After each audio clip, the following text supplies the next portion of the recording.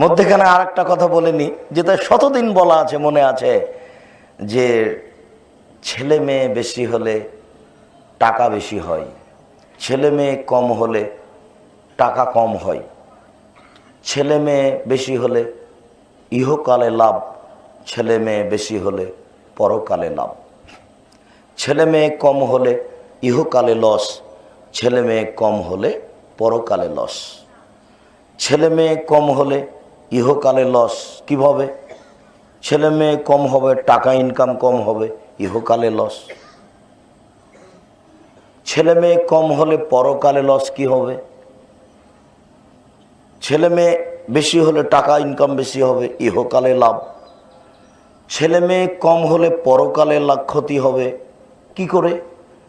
যদি ছেলে 10-12টা হয়, ছেলে মেয়ে 10-12টা, তো দেখবেন যে 7-8টা বেঁচে আছে, 2-3টা মরেছে।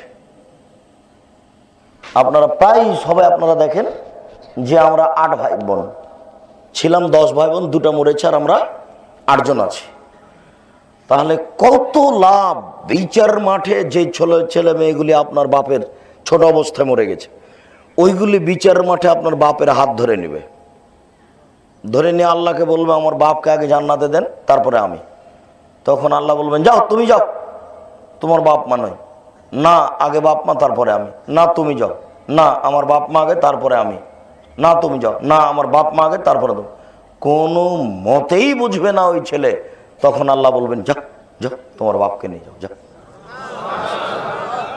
তো এইটা কত বড় সুবিধা, এইটা কি এখন আমি বুঝাতে পারবো? এটা তো সম্ভব নয়।